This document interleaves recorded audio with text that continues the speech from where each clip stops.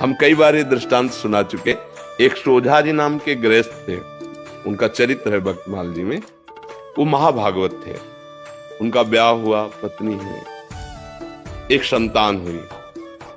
जब संतान हुई तो उनको, पत्नी को प्रसव पीड़ा में बहुत कष्ट होता है। उसका रोना चिल्लाना ये सब सुन करके जब प्रसव हो गया, बच्चा कुछ समय का हो गया, तो उनका जीवन में दोबारा मैं गर्भ धारण करने की चेष्टा नहीं करूंगा, क्योंकि बहुत कष्ट होता है।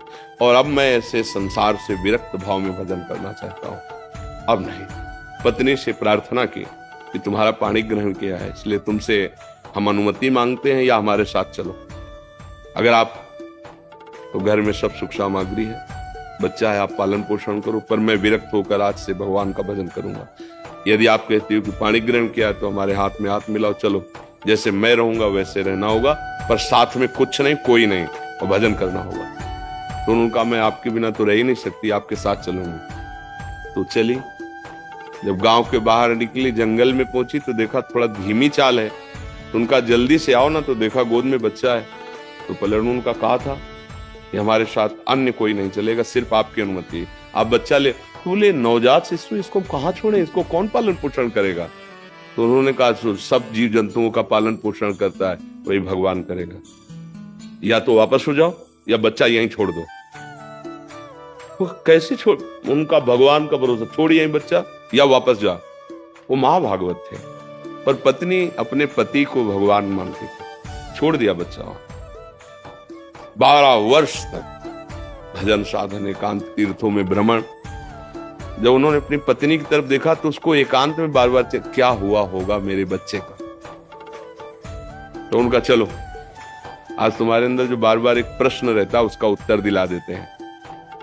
अपने गांव में आए, बाहर बैठ गए, तो 12 वर्ष में दाढ़ी बाल ऐसे तो कोई पहचान नहीं। तो उन्होंने पूछा कि यहाँ तुम्हारे गांव में एक सोजा जी थे, सुनाओ संत बन गए, तो उनके कोई संतान थी, क्या हुआ आपको पता है? तो उनका, अरे भाई उनके भाग्य क्या कहने। सोझा जी को जब जाते हुए सुना तो यहाँ का जो राजा था वो बड़ी श्रद्धा रखता था, तो उसने घुड़सवार दौड़ाए। सोझा जी तो मिले नहीं, लेकिन उनका लड़का मिल गया जंगल में, उसको उन्होंने रख लिया। उनके कोई लड़का नहीं था, तो अब युवराज पद पर वो है।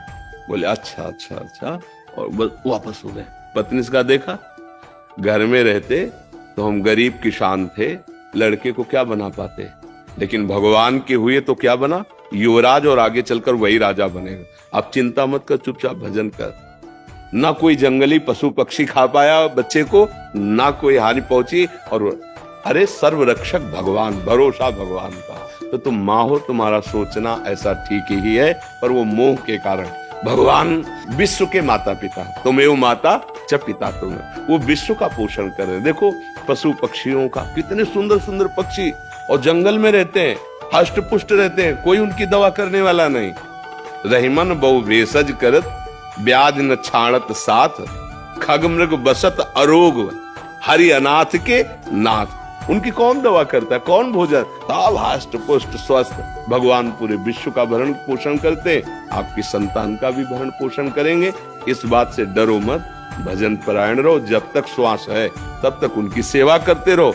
नहीं, तुम्हारी जहां तक सेवा संपूर्ण भगवान के चरणों में समर्पित कर दो। प्रभु अब आप देखना, हम तो आपके विधान के अनुसार जा रहे हैं, लेकिन ये जो सेवा है आप संभालना, भगवान संभाल लेंगे।